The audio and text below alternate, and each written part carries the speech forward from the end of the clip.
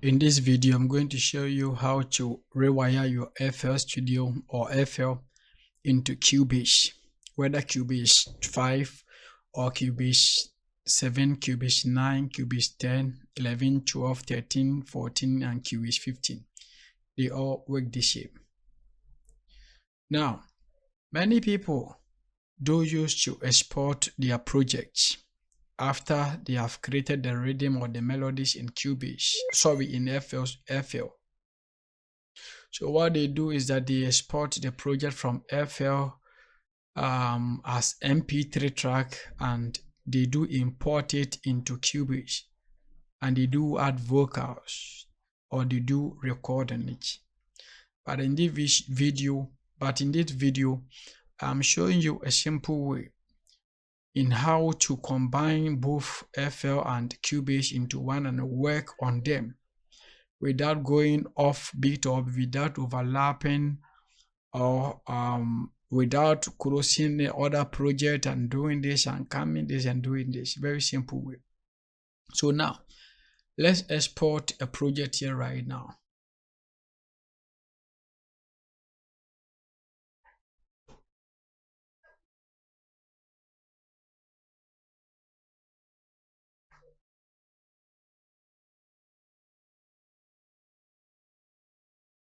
So for example, like we have our project like this, very nicely and very wonderful. Now let's try to listen to what we have in the project and know how we are going to do.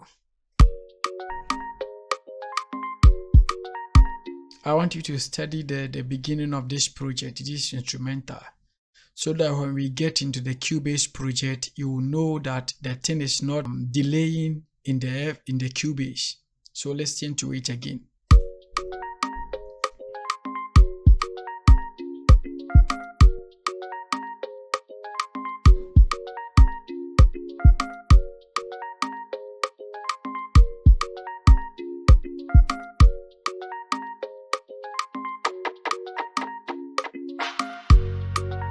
Okay, good. Thank you. So now, the first thing for us to do is that to detect, to know the tempo of the project that we created. And now when you come to the FL Studio, you come up right here, you can see that we have our tempo as what? 98. Our tempo as 98. So now the second thing is that we are going to save the project to a folder or a location whereby we can locate it later. So now let's click save as. Okay, software, this particular folder, I love it. Okay, let me do the project in this folder. Yeah, in this folder. Good, this folder, you see. So for example, let me save it with this particular name. Our next thing is for us to close our FL and now get into Cubase. So we open our Cubase very nicely. In this video, I'm using Cubase 15 to show you the tutorial. But don't worry if you are using Cubase 5, Cubase 7, Cubase 9, Cubase 10, Cubase 11, Cubase 12, Cubase 13, 14. They all work the same.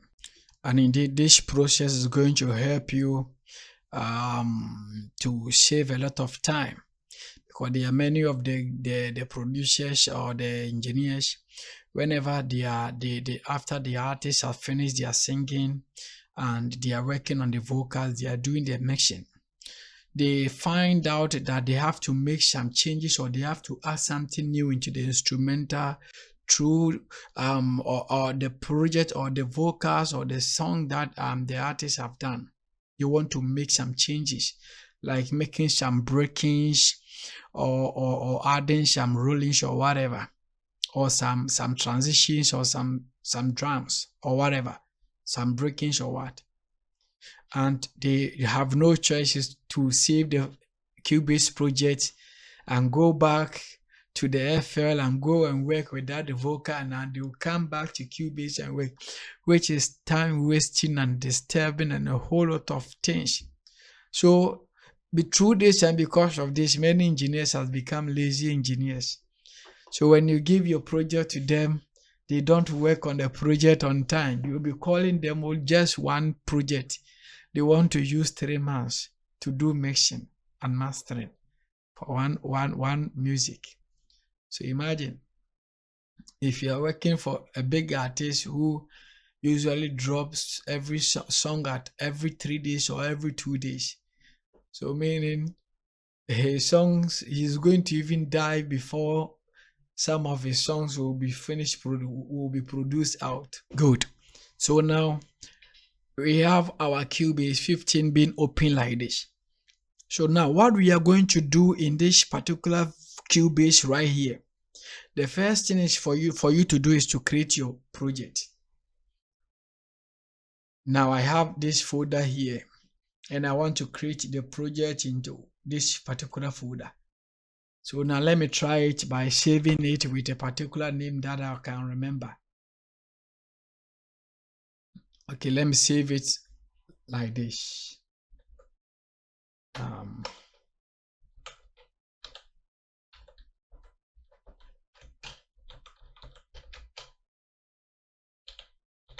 Yes, good. And I will save it very like this. Now, when our Cubase is being open like this, now the second thing that we have to do here, which is very important, is our tempo. Your tempo. So now you will come down here and locate your tempo and you type it. My project in the FL Studio that I opened was having 98 as our tempo. So I will type my 98 here very nicely and I'll click enter. You see, now our next thing for us to do right here is to make sure we'll be able to see all the line, because when our project was being open, it was just like this. The numbers start from 1, 3, 5, 7, 9, which is madness, crazy. So what you're going to do is to click H on your keyboard like this, and it will just open up for you like this. It will zoom out for you and you'll be able to see your lines well, or your numbers well. So you can see here, we can see 1, 2, 3, 4, 5 up to whatever. Now the next thing for us to do is to make sure that this one is on bar. For example, many people, their project is like this. Not to provoke you, but to do this for all of us to learn something. You see the line, you see the bar, you see it moves like this. You see, it's moving like a wheel. And if you want to do FL and Cubase, it shouldn't be moving like a wheel like this. So you make sure it is on bar. It moves from bar to bar like this. You move from bar to bar. But right now, look what it's doing. So what we are going to do is to click here. Click here. And it will be on bar. We can move it from bar to bar or whatever. So as you can see here, it is even on bar here. Good. So what we are going to do next is that we will drag this line here, we will bring it to the 3. And we will go and we will drag this second bar here to the 7. Like this. Very nice. Or you can even drag it to 9. Because we are using, you can drag it to 9 or whatever. Sorry, not 9, rather 11. Yeah. But we are using this 7 as our example or as our tutorial. So you save your project very nice.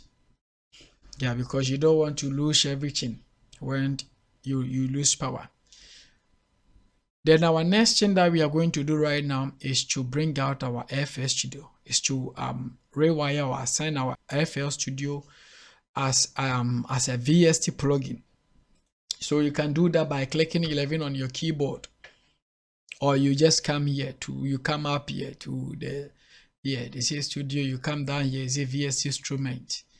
It's the same. Then you click here, you just add your FL Studio as a plugin. Here, look at it very here nicely. You click add, and it is good to you are good to go. You see, I'm good to go for now. Now, the next thing we are going to do is to load our project in our FL Studio like this. So you click open. Let me do it slowly so that you see it well. You just click here very nicely. Then you go to files, you click open. Then you locate your project where your project is. And you click open very nicely like this, and you are good to go. Very neat work, and a gentle work, and professional work.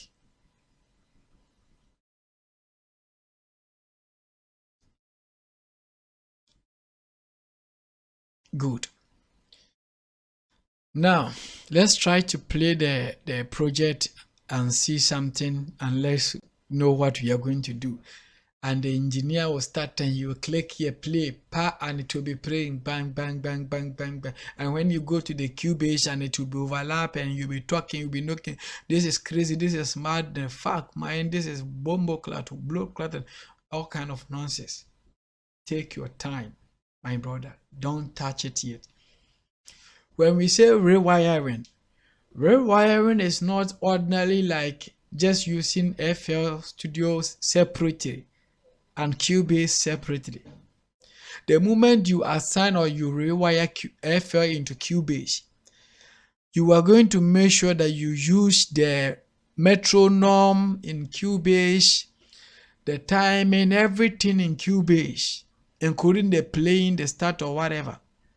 If I play here, it can play very nicely. You see, it's playing.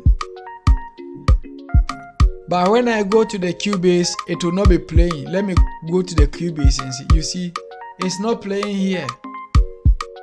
But when you come to our main gain external output channel here, it's showing that something is playing, which is detecting from the FL Studio side.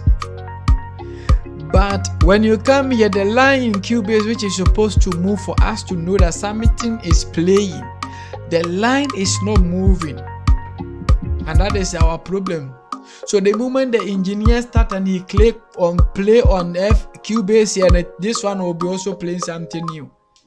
So you see, so now the best way is not for you the best way is that you should not play the stuff from FL here, but rather to the Cubase. And even before that, there is something that you have to do. So now, let me go back and let's try to do something and see. Now I am back in the FL here right now. So now, we are going back to the Cubase. We are just going to click on the cancel here. We go back very nicely. Now we want to play the instrumentals or the project, and you will see that everything is inaccurate or it is overlapping. Now what we are going to do is to place 1 on our keyboard. We are going to place key 1 on our keyboard. Very nice. And now you can play your enter or your space bar here, and you could. This is how we do it. Very nicely and simple. So you see, when I click the looping controls, you see it is going and it is coming. So meaning everything that I'll be doing here in Cubase will be fitting on the FL Studio project.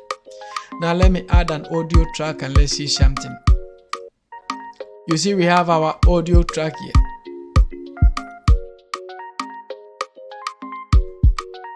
We have our audio track here very nicely.